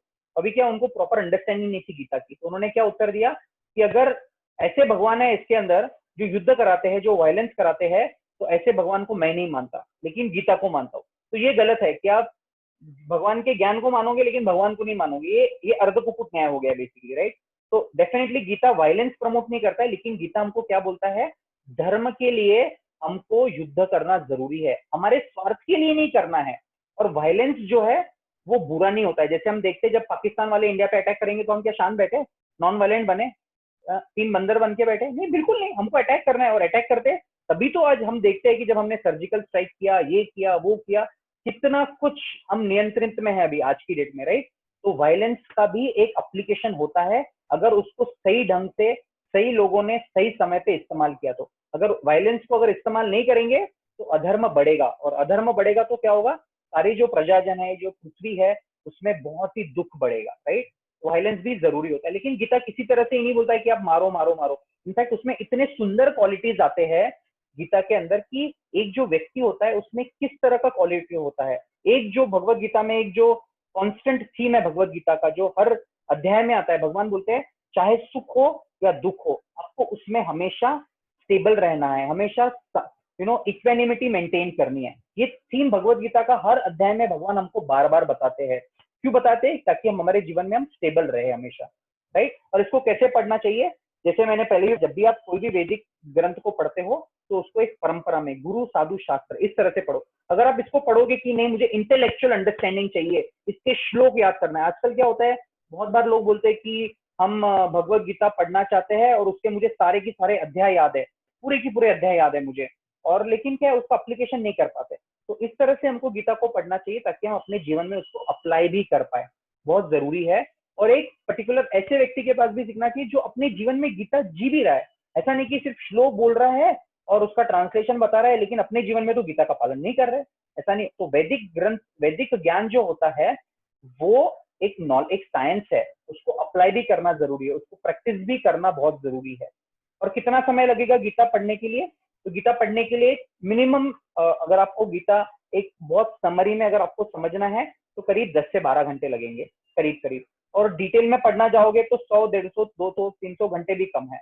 लेकिन 12-13 घंटे में हमको एक उसका मर्म समझ में आ जाएगा, और फिर हम खुद जाके जब गीता पढ़ेंगे तो शायद हमको बहुत अच्छे से समझ में आएगा। तो ये भगवत गीता का इंट्रोडक्शन मैंने दिया है आपको, राइट। और तो मैं यहाँ पे खत्म करना चाहूंगा। और ऑफकोर्स ये हमारा 5th सेशन था, तो मैं जैसे अभी मैंने कुछ पढ़ाया भी, तो अभी हम टीचर है तो होमवर्क भी देते हैं, तो इसके बारे में मैं बात करूंगा। तो एक चीज जो मैं आपसे सभी से निवेदन करूंगा, राइट, पहले तो मैं बताना चाहूंगा कि जो भी अभी हमने 5 सेशन लिए, अगर इसमें मुझसे कुछ भूल हुई होगी या फिर मैंने कुछ ऐसा एग्जाम्पल दिया होगा जो आपको हर्ट किया होगा, तो मैं उसके लिए क्षमा चाहता हूँ। मेरा कोई ऐसा इंटेंशन नहीं था, लेकिन किसी चीज को एक्सप्लेन करने के लिए मैंने कोई एग्जाम्पल लिया था जो भी शास्त्र में आता था उसके हिसाब से। और बिल्कुल मैं भी एक इंसान हूँ, मुझ में भी खामियां हैं, तो कुछ कभी गलती हुई होगी तो आप प्लीज मुझे एक क्षमा कर दीजिए उसके लिए। और हम आगे देखेंगे, जैसे भी आपका रिस्पॉन्स आएगा आगे के हम सेशन कंटिन्यू करेंगे। अभी मैं आपसे सिर्फ एक रिक्वेस्ट करूंगा, राइट, अभी जो भी हमने डिस्कस किया, आपकी लाइफ में आप जो भी कर रहे हो, जिस तरह का भी पूजा पाठ जो कर रहे हो, प्लीज उसको कंटिन्यू करो, बिल्कुल जैसे कर रहे वैसे की वैसे करो। लेकिन एक चीज मैं सिर्फ आपको ऐड करने बोलूंगा, जैसे मैंने पहले दिन बताया था, जो अध्यात्म है वो हमारे जीवन में पॉजिटिव चीजें ऐड करता है, कुछ निकालता नहीं है, राइट। तो एक चीज आपको ऐड करनी है आपके जीवन में, राइट। मैं आई एम श्योर आपको अच्छा लगेगा वो ऐड करने के लिए, और वो ऐड करोगे तो आपको उसको कहीं भी कर सकते हो, कभी भी कर सकते हो, उसके लिए कोई भी रूल नहीं है। ऐसा नहीं बोल रहा हूँ कि आप सुबह उठ के ही उसको करो सबसे पहले, आप रात में कर सकते हो, बाथरूम में कर सकते हो, सोते वक्त कर सकते हो, नहाते वक्त कर सकते हो, जैसे भी आपका मन हो वैसे करो। लेकिन इसको एक मेरी तरफ से रिक्वेस्ट है आपको, तो एक मंत्र जो मैंने सबसे लिखा, एक बार आप जय श्री कृष्ण चैतन्य प्रभु नित्यानंद श्री अद्वैत गदाधर शिवासादि गौर भक्त वृंद, इसका एक बार उच्चारण कीजिए। और अगर आपसे पॉसिबल हो तो जो मैंने महामंत्र बोला है उसका 108 बार दिन में एक बार आप कर सकते हो तो बहुत अच्छी बात। 108 बार नहीं कर सकते तो कोई बात नहीं, 2 बार 3 बार 4, जितनी बार आप कर सकते हो उतनी बार इसका जरूर मंत्र का उच्चारण कीजिए। हरे कृष्ण कृष्ण कृष्ण हरे हरे, हरे राम राम राम हरे हरे। तो ये वाला एक होमवर्क है, मतलब जो भी बोलो आप, जो भी समझो, और उसका कोई रूल नहीं है, कोई सबमिशन नहीं है, कोई चेक नहीं करेगा, बस आपके हिसाब से आप उसको अगर कर सकते हो, आपके जीवन में ऐड कर सकते हो तो क्यों बोल रहा हूं मैं करने के लिए, आप इसको 1 महीने के लिए प्रैक्टिस कीजिए आपके लाइफ में और एक परिवर्तन देखोगे आप बिल्कुल। मतलब मैं इसका गारंटी लेता हूँ, अगर नहीं होता है कोई परिवर्तन, you can call me any time, आप मुझे कभी भी कॉल करो कि आपने जो बोला वो गलत है, क्योंकि अध्यात्म जो है वो थ्योरी नहीं है, वो प्रैक्टिकल है, वो साइंस है। ये सिर्फ मैं मेरे अनुभव से नहीं बोल रहा हूँ, काफी लोगों के जीवन में मैंने इसका अनुभव देखा है, जीवन में उनका परिणाम देखा है, किस तरह से चेंज हुआ है। और ये सिर्फ हम अपने तक रख रहे हैं, इसको बच्चों को फोर्स मत कीजिए। जैसे मैंने पहले भी बोला था, बच्चों के ऊपर कोई भी चीज कभी आप फोर्स मत कीजिए, उनको फ्रीडम दीजिए, जब तक वो समझेंगे नहीं इस चीज को। देखो मैं तो आपको ये पहले दिन भी बोल सकता था, लेकिन पहले दिन नहीं बोला, हमने इतने दिनों से डिस्कशन किया है, कुछ रिलेशनशिप हम लोगों के बीच में एस्टैब्लिश हुआ है, और उस हफ्ते उस नाते से मैंने आपको ये रिक्वेस्ट किया। तो बच्चों के लिए भी जब सेशन होगा तो हम उनको रिक्वेस्ट करेंगे, अपने ढंग से उनके ढंग से उनको बताएंगे आगे, राइट। अभी अगर किसी का कोई प्रश्न होगा तो प्लीज आप मुझे पूछ सकते हैं और फिर हम डिस्कस कर सकते हैं उसके ऊपर। Thank you so much.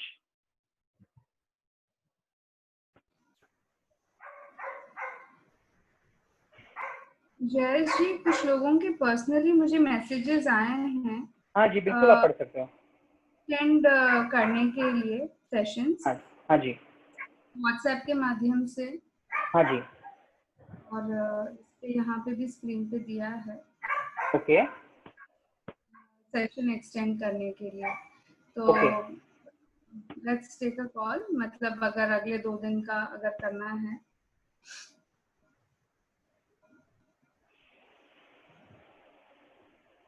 ठीक है।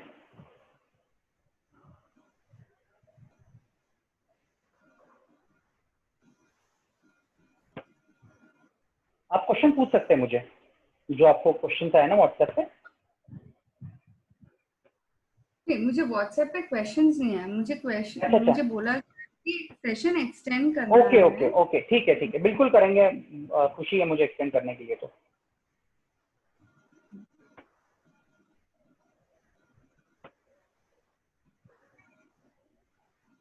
किसी की कोई प्रश्न है? अनम्यूट करना पड़ेगा शायद सबको।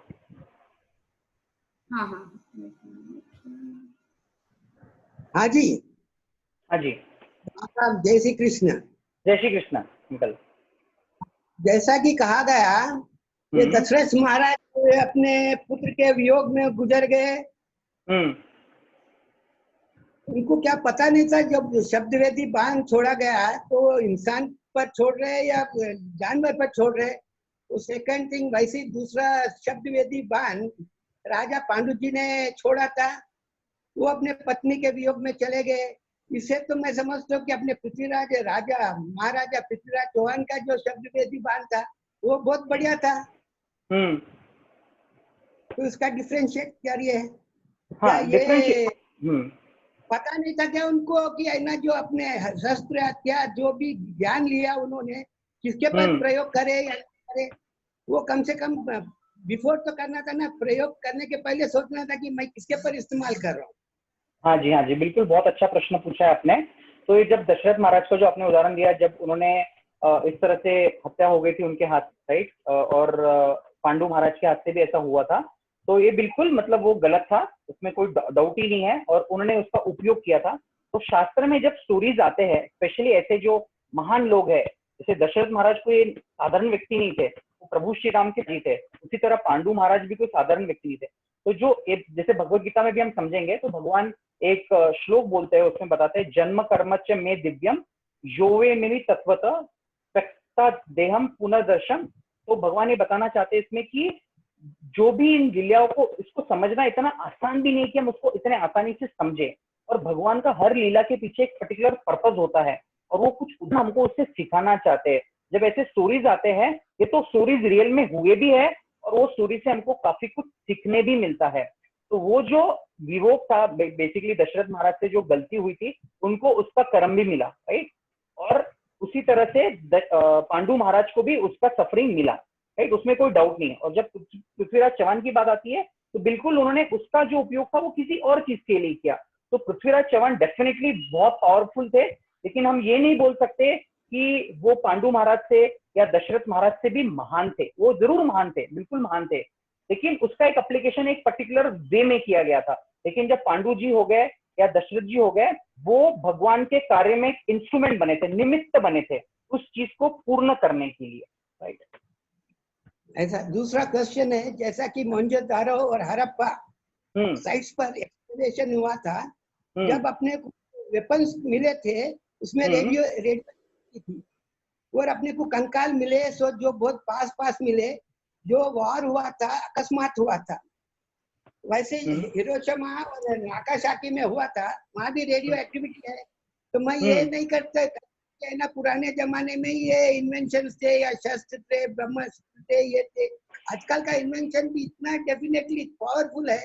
वो साइंटिस्ट को मैं तो बहुत धन्यवाद करूंगा कि है ना, वो बहुत ही बढ़िया कर रहे हैं। वो इतने लेटेस्ट लग रहे मेरे को कि ये इन्वेंशंस पुराने होंगे, इसको इस्तेमाल किए होंगे या नहीं किए होंगे, मगर आज अमेरिका चाहता है कि मैं 28 साल से नहीं किया, अभी फ्यू वेपन्स ऐसे डेवलप करूं कि मैं अपने वर्ल्ड पावर के लिए करूं। तो पुराने जमाने में भी हुआ, आज भी ऐसी हो रहा है। तो मैं ये साइंटिस्ट जो इन्वेंशंस कर रहे हैं उनको भी मैं बहुत बहुत ये धन्यवाद दूंगा और कंसीडर करूंगा कि थे आज भी है। हाँ, जो हमने भी ये बात की थी कि जो विज्ञान है, विज्ञान जरूर बहुत अच्छा कार्य करता है और हम विज्ञान का पूरी तरह से खंडन नहीं कर रहे।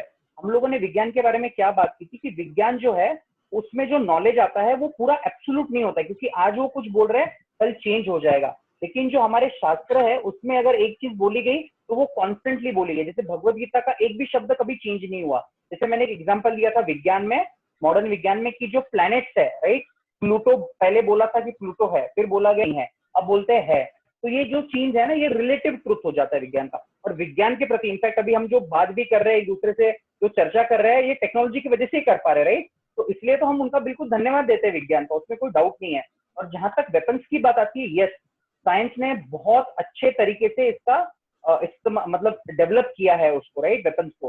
लेकिन हमने एक हमारे लेसन में देखा था कि कनद ऋषि है जो एटॉमिक थ्योरी के फादर है, इन्होंने भी इसका इन्वेंट किया था। इसके अलावा जैसे आप हड़प्पन और जो सिविलाइजेशन है, अभी ये आर्यन इन्वेजन थ्योरी के ऊपर जो है ना, इसके ऊपर बहुत जो ओरिजिनल हिस्ट्री है अनफॉर्चुनेटली हमको बताया नहीं गया। हमको ये बताया कि आर्यन भारत से आए थे, आर्यन भारत के नहीं थे। उसका पूरा हिस्ट्री एक बुक है मेरे पास में, मैं निधि जी को फॉरवर्ड करूंगा, अगर हो सके तो आप उसको पढ़ भी सकते हो। ऑथर है स्टीफन नैप, उन्होंने लिखा हो, बहुत डिटेल में उन्होंने इसका एनालिसिस किया है कि आर्यन इन्वेजन थ्योरी का जो कॉन्सेप्ट है वो कितना गलत है। और फिर जब बात आती है अभी रिसेंटली अपने भारत के जो ASI है, आर्कियोलॉजिकल सर्वे ऑफ इंडिया, इन्होंने द्वारका का जो समंदर है, द्वारका बेट, इसमें डिटेल में जाके उन्होंने अंदर जाके कुछ उनको ऐसे अवशेष मिले, ऐसे उनको एग्जाम्पल्स मिले जो सीधा लेके जाते हैं कार्बन डेटिंग से। उन्होंने पता लगाया कि ये एग्जैक्टली महाभारत के समय की चीजें हैं।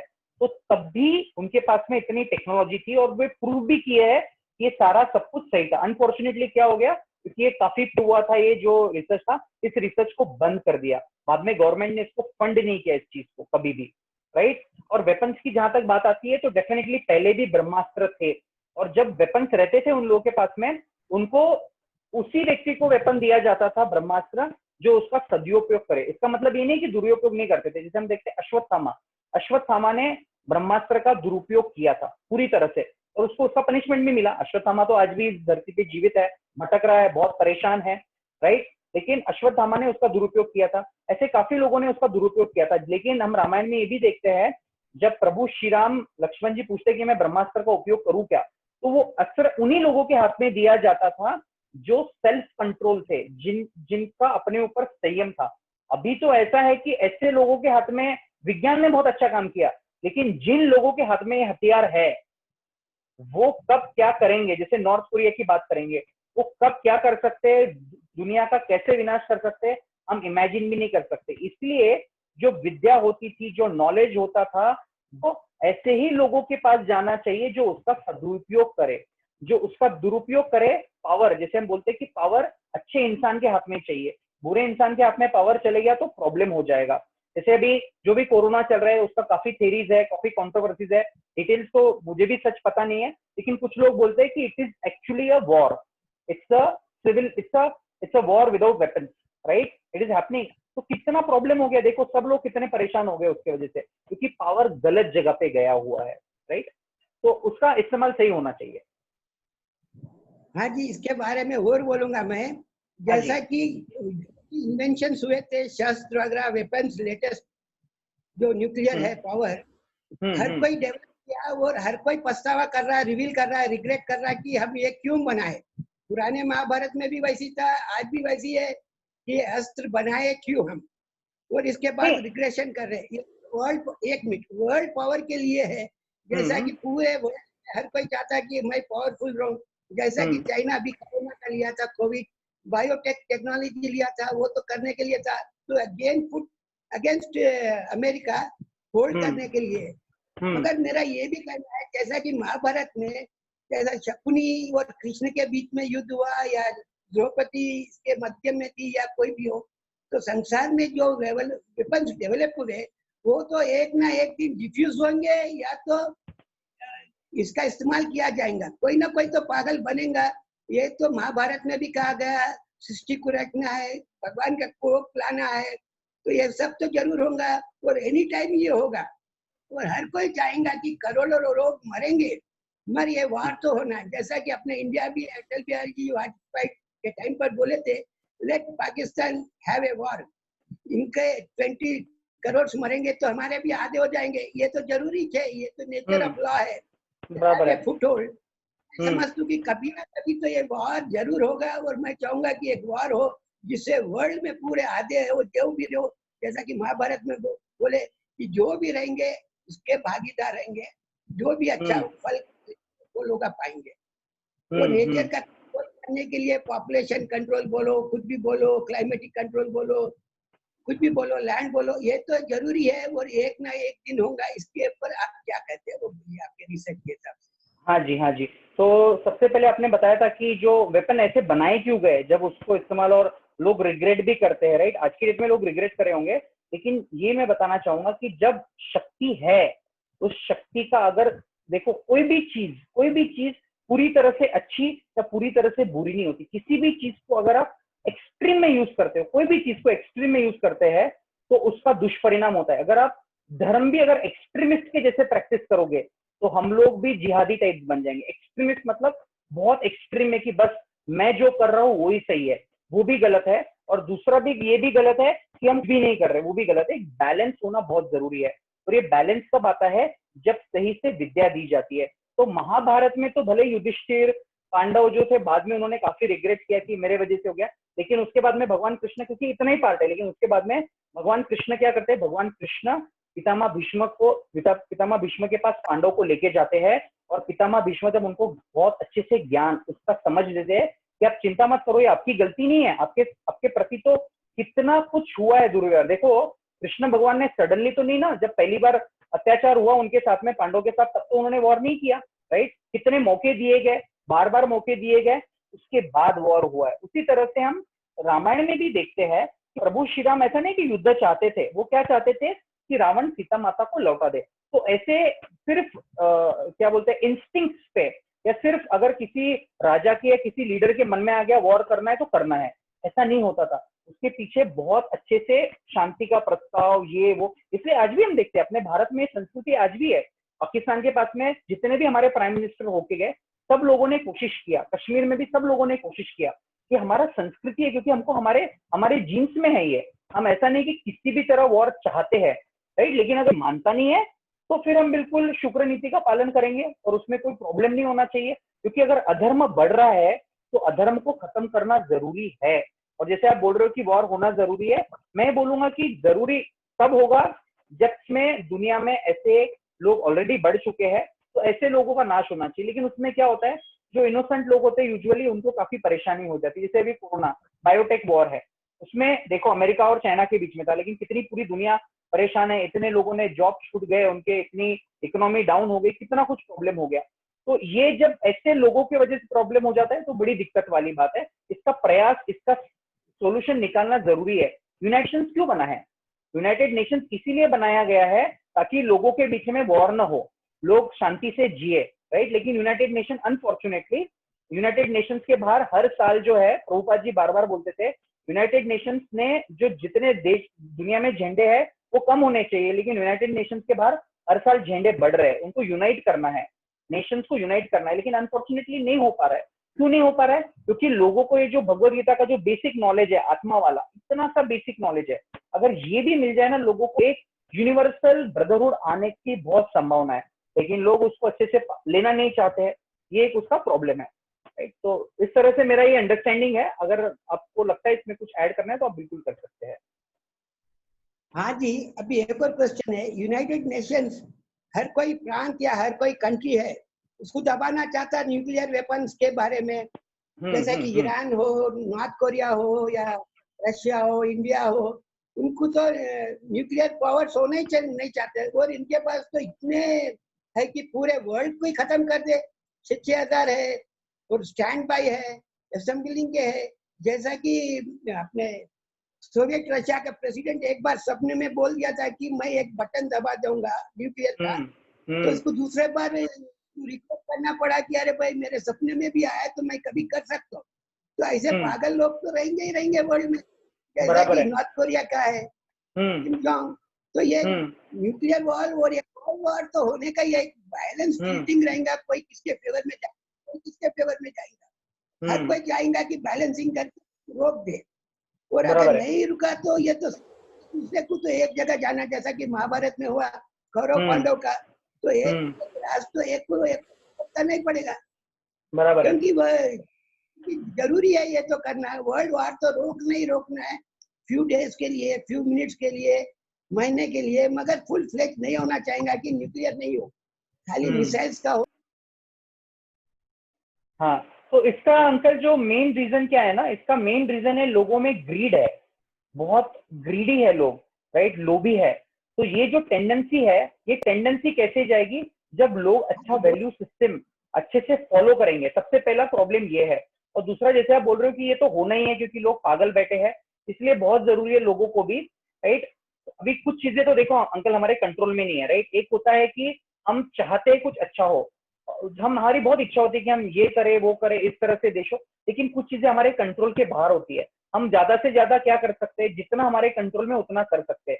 कि हमारे पास में सबसे इंपॉर्टेंट क्या है, जैसे ये भी जो सारी चीजें होनी है वो तो होनी है, लेकिन हमारे पास में क्या कंट्रोल में, हमारा अपना जीवन, हमारा अपना परिवार, कुछ हद तक हम उसके अंदर कर सकते हैं। तो इसलिए जो भी हमको ये मनुष्य, जैसे भी हमारा एक आगे सेशन होगा पर्पज ऑफ लाइफ, कि जीवन का उद्देश्य क्या है, उसमें हम देखेंगे कि हमारे जीवन का उद्देश्य जो है एक अच्छे से, बहुत अच्छे से अपना जीवन, पारिवारिक जीवन जिए और अध्यात्म का भी प्रैक्टिस करे, ये हमारे कंट्रोल में। और जो जन्म मृत्यु जरा व्याधि, ये जो है देखो, पुनर्जन्म की बात हम आगे सेशन में करने वाले हैं, क्योंकि अभी भी लोग मरेंगे तो भगवत गीता के ज्ञान के आधार पर, वेदों के ज्ञान के आधार से फिर से जन्म होने वाला है ये लोगों का।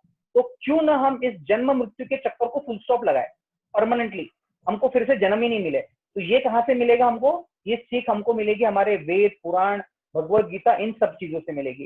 तो ये चीजें हमारे कंट्रोल में है, एटलीस्ट हम ये कर सकते हैं। और जितने भी हमारे आसपास लोग हैं, हो सकता है 1, 2, 3, 4 कुछ तो लोग हैं जिनको हम ये ज्ञान थोड़ा शेयर कर सकते हैं उनके साथ में, उतने लोगों का तो जीवन परिवर्तन हो जाए, क्योंकि हम सबको तो चेंज नहीं कर सकते। तो बहुत, इनफैक्ट जब भगवान भी आए थे, भगवान भी जब इस धरती पे आते हैं, वो भी सबको चेंज नहीं कर सकते, क्योंकि भगवान सबको फ्रीडम देते हैं, सबको एक फ्री विल देते हैं। भगवान चाहे तो कर सकते हैं, लेकिन भगवान किसी का भी जो फ्रीडम है वो छीनना नहीं चाहते हैं। उस जीवात्मा को, उसको जो करना है वो करने देते हैं, उसको बुद्धि देते हैं उसी तरह से, राइट। तो हम, हमारे कंट्रोल में है, एटलीस्ट उतना तो हमारे जीवन में हम बिल्कुल कोशिश करें। और डेफिनेटली हमको बाकी चीजों की भी चिंता होनी चाहिए, लेकिन इतनी भी चिंता ना हो कि हम जो मेन पर्पज है लाइफ का उसको भूल जाए। Good, thank you sir. Thank you, जय श्री कृष्ण। और किसी का कोई प्रश्न है?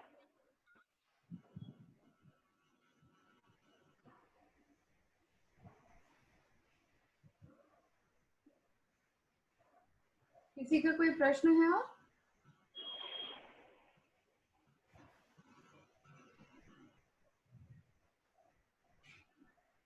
आई थिंक जयेश जी इतने ही प्रश्न थे ओके, आज के लिए। ठीक है। तो जैसे रिस्पांस आया है तो 2 दिन कल और परसों ठीक है, सेशंस अपन बढ़ा सकते हैं। समय मेरे ख्याल से वही रहेगा 4 बजे। ठीक है, चलेगा। तो हम कल परसों और भगवद गीता का फर्स्ट 2 चैप्टर में जो कुछ इंफॉर्मेशन है उसको थोड़ा प्रेजेंट करेंगे। पहले 2 अध्याय का कुछ थोड़ा बहुत पार्ट टच करेंगे हम उसमें से। और री इनकारनेशन, पुनर्जन्म, जन्म हाँ, और बाकी जो आप बता रहे थे अभी हाँ जी, भगवद गीता के हाँ जी, बारे हाँ जी, में, उसका डिटेल में डिस्कशन और करेंगे हम लोग। अदरवाइज भी तो वो सारे अपन विस्तार रूप में कल डिस्कस कर सकते हैं, कल हाँ और जी, परसों के सेशन में। हाँ जी, हाँ जी, बिल्कुल। ठीक है फिर। ठीक है, सभी को धन्यवाद। जय श्री जय कृष्ण सभी श्री, को। आपका भी धन्यवाद। और सभी लोग अपना समय निकाल के, कीमती समय निकाल के रोज आते हैं, तो बहुत बहुत धन्यवाद। और कल फिर मिलते हैं 4 बजे, कल और परसों। इस बीच अगर आपके कोई भी प्रश्न है या आपके कोई भी क्वेश्चंस है, फीडबैक है, तो आप जरूर व्हाट्सएप पे भेज सकते हैं या चैट पे भेज सकते हैं, और उसके हिसाब से हम इसको इम्प्रूव करना है या जो भी आपके क्वेश्चंस है उसको ऐड कर सकते हैं सेशन में। ठीक है, धन्यवाद। धन्यवाद, थैंक यू सभी को। जय श्री कृष्ण। जय श्री कृष्ण।